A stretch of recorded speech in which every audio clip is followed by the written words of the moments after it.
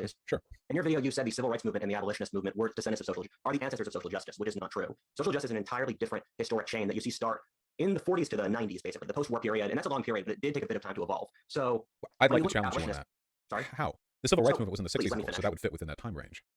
The civil rights period, it was entirely different groups of people. When you look at the logic of the modern social justice movement, it takes ideas that were invented by former Marxists in the post-war period and two broad groups, the Frankfurt School and French philosophers. And for example, the idea that gender can be separated from sex, that's an idea that hasn't existed for any other period of history except with Simone de Beauvoir starting in the early 50s. And then that idea was taken up by other philosophers like Judith Butler, like Foucault. And so the idea that gender is separate from sex, again, postmodernist idea from that period. So the basis of critical theory, the idea that you should analyze, well, don't get indignant already. It certainly was. Marxist social analysis has been influencing philosophers and activists for well over a century, and the conceptualization of gender and sex being, as you say it, uniform until the past 50 years is completely ahistorical. There are entire modern civilizations that have had third genders, clearly not three sexes, three genders, for hundreds of years. That's just simply not true. But even if there were conceptualizations of modern social justice, which are a product of postmodernism exclusively, I wouldn't have an issue with that. You'd have to demonstrate the harm done by those ideas. Give me a hot second, because I'm going to reply to each of those. So for the first of them, the social justice movement didn't have ties to, sorry, Freudian slip, I'm sure you wanted me to have. The civil rights movement didn't have Marxist ties because that was something that the FBI explicitly looked for. And people really, really tried to attach a Marxist label onto Martin Luther King, but he kept very clear from it. And he wasn't a Marxist. Full male suffrage, that was something that started in the early 19th century and progressed as male suffrage is tied to the amount of your male population that fought in the military. And so that came through liberals across the 19th century and it continued into the early 20th century. With the suffragette movement, suffragettes were mostly upper middle class women who again came from a liberal mindset. And when you look at liberalism, it's the idea that all people have equal worth and the equal worth under the law, and liberalism is a philosophy that's in many ways derived from Christianity and thus under the objective legal eye of God. And that's just not the philosophy for Marxism. If the civil rights movement was infiltrated by Marxists... Wait, hold on, I have to interject here. I never said the civil rights movement was infiltrated by Marxists. I said that his ideas and the ideas of the civil rights movement were influenced by Marxist philosophy, which they were. Liberal philosophers, liberal political thinkers were influenced by what Marx wrote because Marx was, well, he wasn't the only person who did this, certainly, but it's been mostly attributed to him, the ideas inherent to critical theory. Now, critical theory these days is taught to liberals and by liberals in a bunch of departments. It's not this, communist exclusive thing. They were pilloried as Marxist influenced the civil rights movement. So, regardless of the extent of that influence, that was certainly something attributed to them. I mean, realistically, everyone is influenced by every other philosopher. And give me a second to get back to some of the earlier... All right, welcome back. So that was a screenshot of the debate between What If Alt History and Vaush. They were talking about, well, I'm not going to get into, I want to specifically emphasize, I am not going to get into the political aspect of this, but more the philosophical aspect, and talk about how some of the terms that are being used here are most definitely being used incorrectly. And there's a fallacy as well. So let's get into that. Let's get into the word that's being used incorrectly. So I've been seeing this a lot. It's not just from alt history. It's from many other people, is this incorrect interpretation of the word liberal. And I made a comment right here that illustrates that. I made that comment in the comment section of Vaush's video. And the issue that I take here...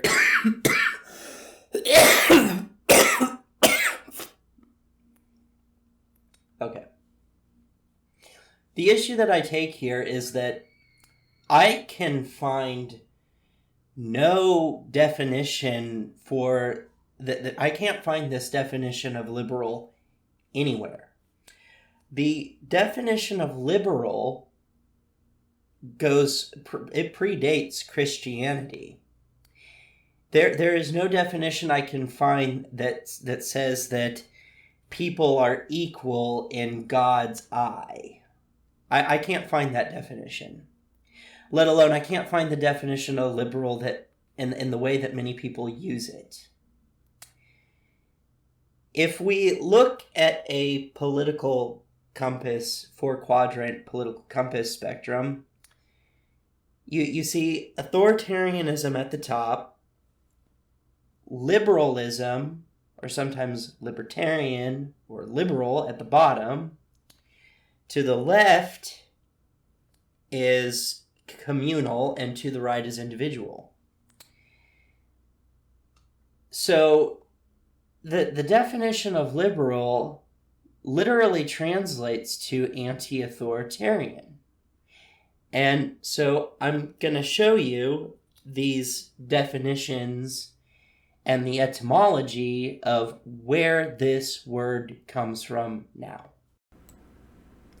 All right, so this definition of liberal says, willing to respect or accept behavior or opinions different from one's own, open to new ideas. 2, relating to or denoting a political or social philosophy that promotes individual rights, civil liberties, democracy, and free enterprise. This one says the definition of liberalism, political philosophy. Liberalism is a political and moral philosophy based on the rights of the individual, liberty, consent of the governed, and equality before the law. This is the etymology of the word liberal, origin Latin, liber, meaning free man. That's the literal translation. Latin, liberalis. Old French, English, liberal arts, liberal, Middle English via Old French from Latin liberalis, from liber, which means free man. The original sense was suitable for a free man, hence suitable for a gentleman, one not tied to a trade. Surviving in the liberal arts, another early sense, generous. Compare with liberal, since 4 of the adjective gave rise to an obsolete meaning, free from restraint, leading to liberal, since 1 of the adjective, late 18th century. And this one is the Latin word for freedom, which is libertas, translation of freedom. All right, so even I get this dictionary out, and I look up these words, and I'll post a picture of this on the screen. Again, liberal, favoring progressive and reform in social institutions, and the fullest practicable liberty of individual action of a certain political party, tolerant, not strict, bountiful, generous, liberalism, liberalness, liberal arts studies as language, history, philosophy, providing general knowledge rather than professional or vocational training. Liberal, from Latin liber, which I went over just a moment ago. Free, the word once meant generous, tolerant. Liberality, tolerance, generosity. Liberalize, give broader range or greater tolerance to. Liberate, set free. Liberation, liberationist, liberation theology. A theology stressing liberation from oppression. Libertarian, an advocate of the utmost personal freedom to or advocating such freedom. Libertarianism, libertine, a dissolute or licentious person. Liberty, freedom from bondage, captivity, restraint, persecution, and so on. That's from Webster's College Handy Dictionary, 3rd edition, printed in 1990 something. And again, I can't find this definition of that he uses for liberal anywhere. This is not the definition of liberal. It literally translates to anti-authoritarianism. That's what liberal means. So I find this really interesting. All over the internet, I see the misapplication, the misuse of the word liberal. Like, anarchism is liberal. And actually, I have a show of that as well, is that if you look up the Latin word for anti-authoritarianism, you find precursors to anarchism. Some convictions and ideas deeply held by modern anarchists were first expressed in ancient Greece. Okay, I also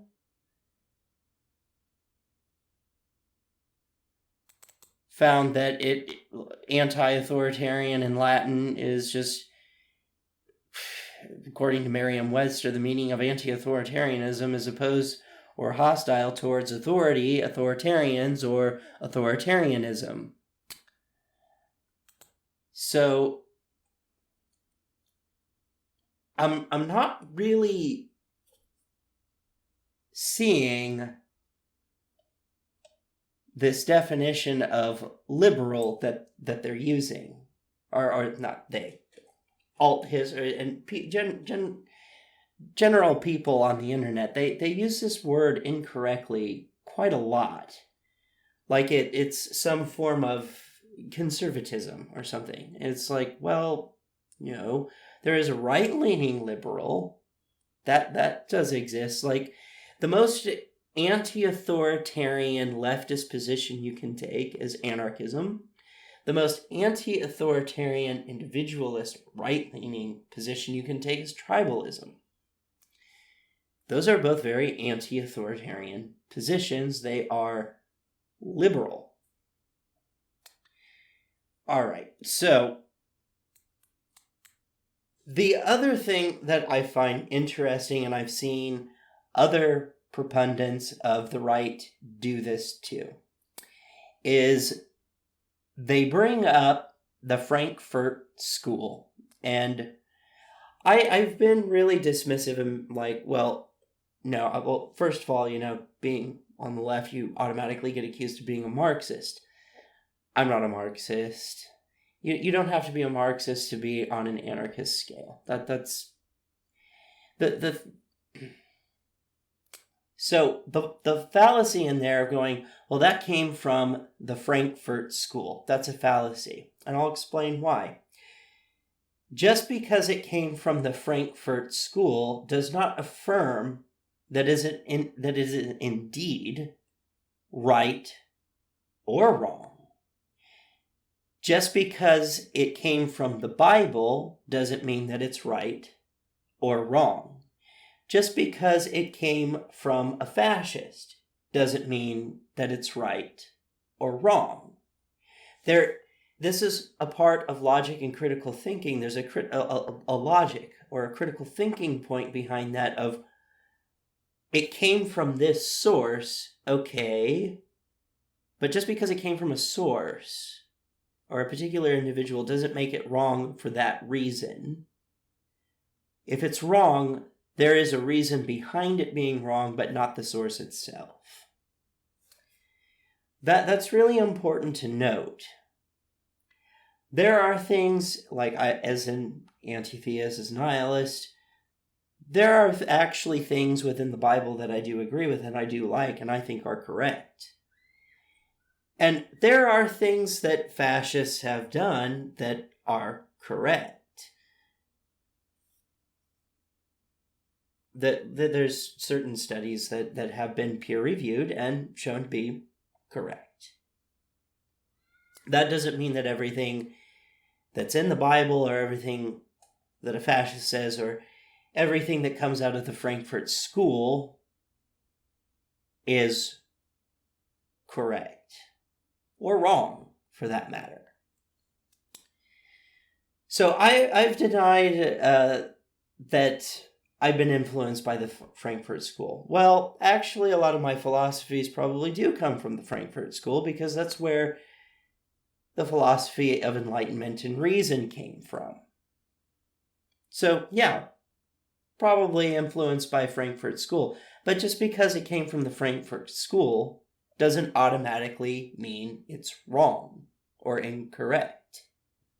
You would have to explain the particular philosophy or position, why that specific one is incorrect. And it's not incorrect because it came from the Frankfurt School. That's not the reason.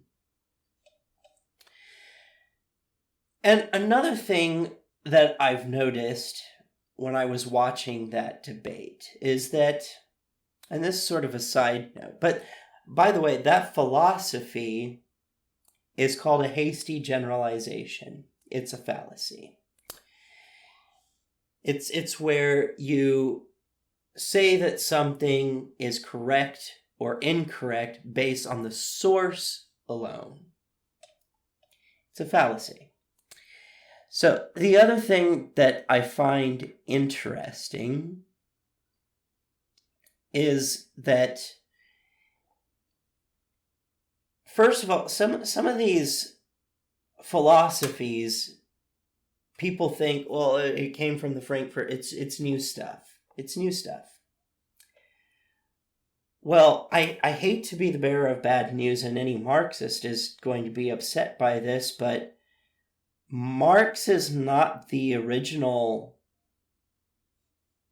curator of the idea of communism or socialism.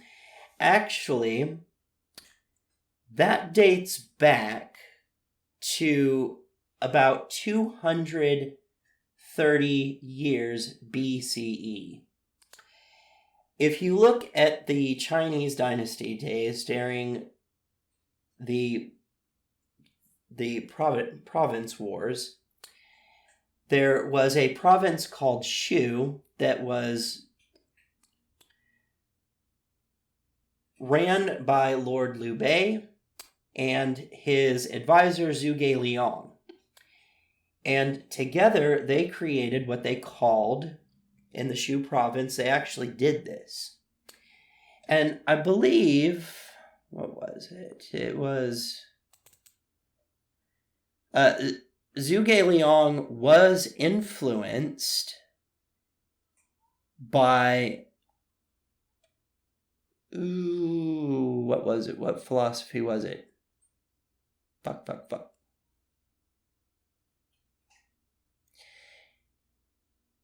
Shen Buai and Hen Fei and Confucianism. And together, Lord Liu Bei and Zhuge Liang wanted to create a land of benevolence.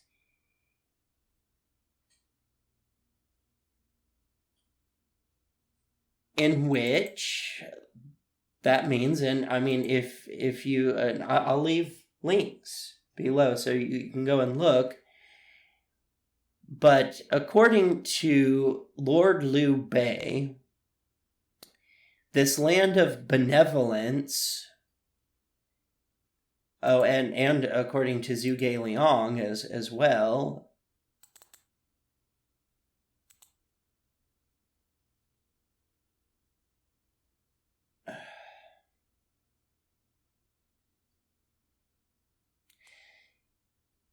he liked to compare himself to Sage, developing Shu's agriculture industry, Chinese state military strategist, the chancellor, and later regent of the state of Shuhan during the Three Kingdoms period. He was recognized as the most competent strategist. His reputation. He refused to indulge in local elites and adopting strict but fair and clear laws. They wanted to make a place where there was a equal distribution of resources. Like in communism. But this happened 230 years, at year 230 before Christ, long before Karl Marx even existed. In fact, I'm pretty sure that Karl Marx spent time in Eurasia learning about some Asian philosophies, as many philosophers from the Frankfurt School did. Schopenhauer actually was very interested in certain Asian and East Asian philosophies. But Karl Marx spent some time in the Asian area, the Eurasia area, moving up into close to the Russian area. And then he didn't come up with communism. He made it popular.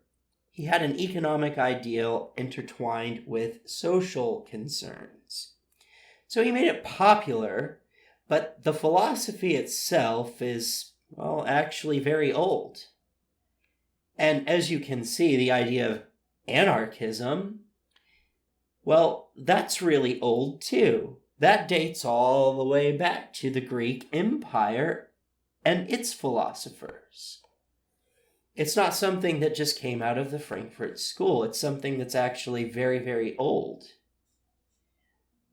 So saying that these ideas are new and they're destructive, they're destroying society, well, that's just not true.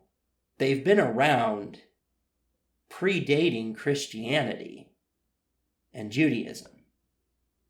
They're actually very old. And this whole... So, where that Frankfurt School comes in, it's a conspiracy. I thought the guy's name that created it was Ted Boone. No. It actually, where I got the Boone from was American Bund, which was about Bund was sort of the American Nazi organization starting a long time ago, back somewhere in the 1930s. And the person who created the American Nazi Party was George Lincoln Rockwell. He's the one that started the American Nazi Party. That gravitated into the Bund. And that's where the propaganda, fear-mongering, hype, paranoia, sort of misinformation, and starting these ideas, that's where it started with. It didn't start off as cultural Marxism. Originally, it was called Cultural Bolshevism. And that term, actually, that conspiracy theory dates all the way back. Start hearing it around the 1920s, and then is picked up in the 1930s by George Lincoln Rockwell and is exacerbated by the German-American Bund. And later on, in the 1990s, the neo-Nazi group started using the word cultural Marxism. Make no mistake, this is a conspiracy theory.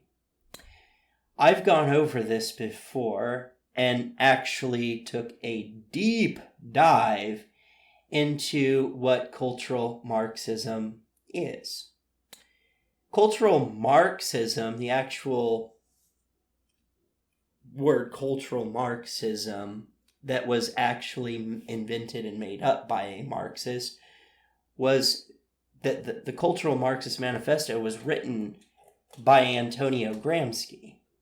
And I have a video about Antonio Gramsci and how cultural Marxism is by no means in any way, shape, or form anything close to what these neo-Nazis have been saying is happening in America, that cultural Marxism is taking over by infiltrating the left. It's all bullshit. It's not real. It's not happening. It's not a real thing. Oh, the cat just puked. That's wonderful. So I will leave a link to that video I did on Antonio Gramsci in the description, along with many other links. And maybe some links to some really crunchy gothic rock tunes. So, yeah. Cultural Marxism is a conspiracy theory.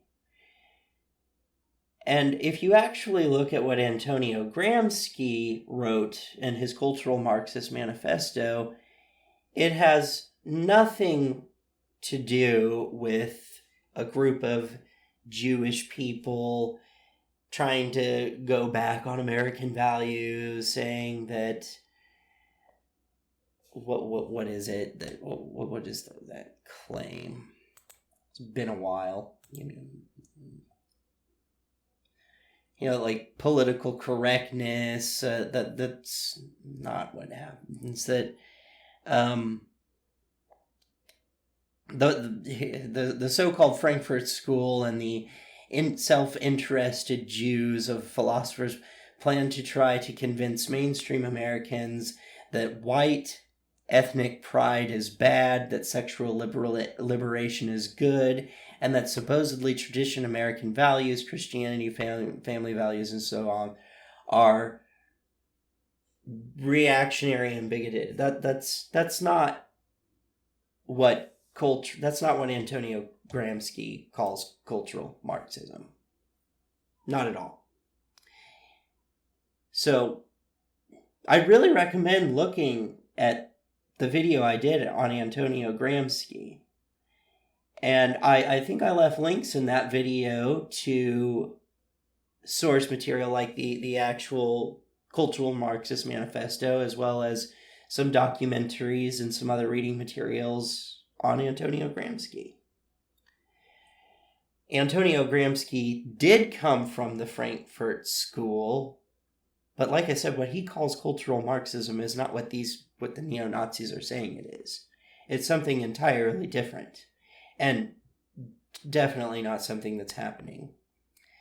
So I just kind of wanted to point that out, that it really bothers me, this notion that politics didn't begin until the 19th century, and that for some reason the political spectrum is between Marxism and fascism, and that's the left and the right. That's not it at all. That's not correct. And even fascism is not as new of an idea as people think. If we go back to the Greek and the Roman philosophers, if you were to show them an outline of what fascism is, they might call it something like an oligarchy, a plutocracy, or an aristocracy. They would. So just because it's new shit doesn't make it more relevant. That's what somebody told me once. They're actually correct about this. A lot of the liberal sentiments and the push of social advancements have been done because, well, people get fed up when they're oppressed. And this dates back before Marxism and fascism. This goes all the way back. You can go even to feudalistic societies where they get tired of that top-down sort of government authoritarianism.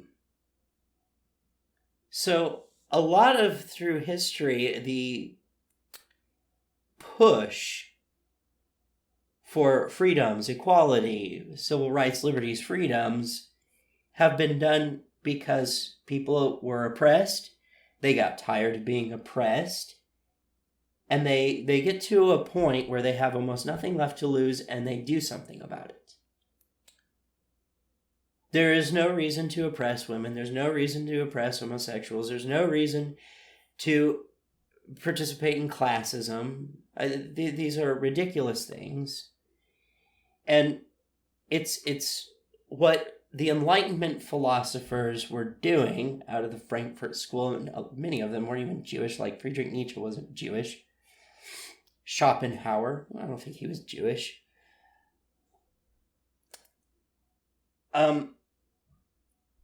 They were just trying to draw attention to the fact that we get sort of stuck and narrow-viewed in how we perceive society, or that things could be different, or the reality of things. And that's ultimately what the goal is, right? Is that you want to find the fundamental truth, no matter how painful that is. The unbearable truth. Sometimes the truth is something we like. A lot of the times it's not. But so when you sit there and analyze and you look at like metaethics,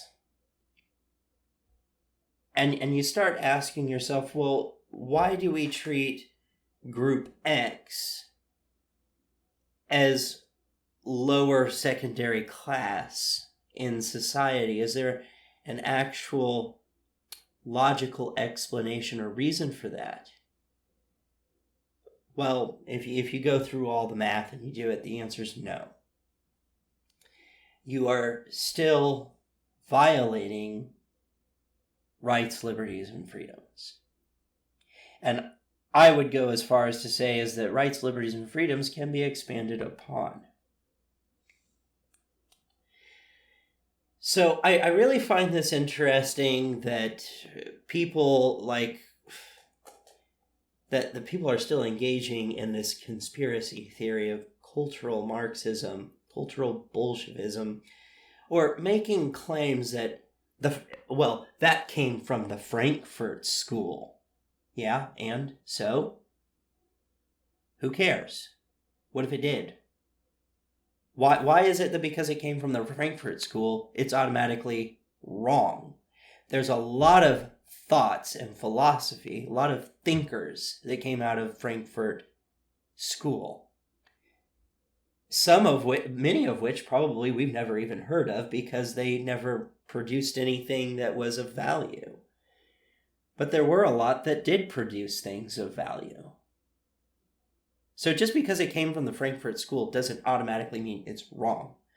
It doesn't automatically mean it's right either. That's just the source where it came from. And just because cultural Marxism, the conspiracy theory, came from the neo-Nazis in America somewhere between around 1930, it transformed and started in 1930 as Cultural Bolshevism, and then transformed to Cultural Marxism in the 1990s. Just because it came from neo-Nazis is not what makes it a conspiracy theory.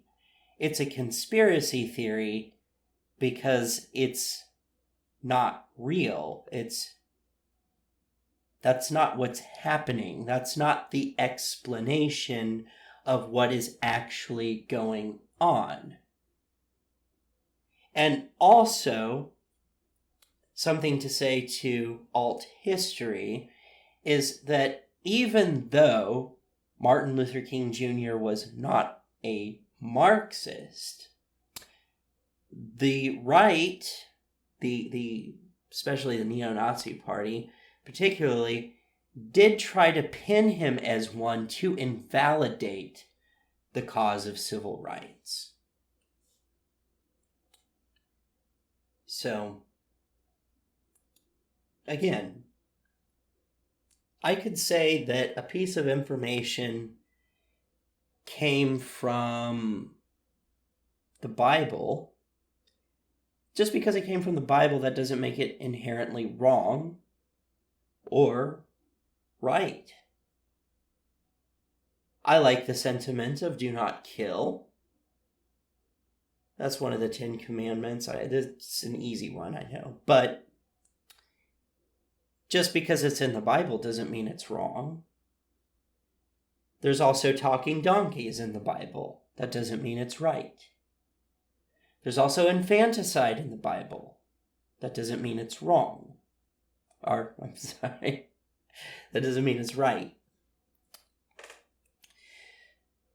You get my point. You can do that with pretty much anything, and you'll see what I'm talking about. Just because, like, if you look at something and say, like, take something you know to be inherently true and look at the source and ask yourself, just because it came from this source, does that make it wrong?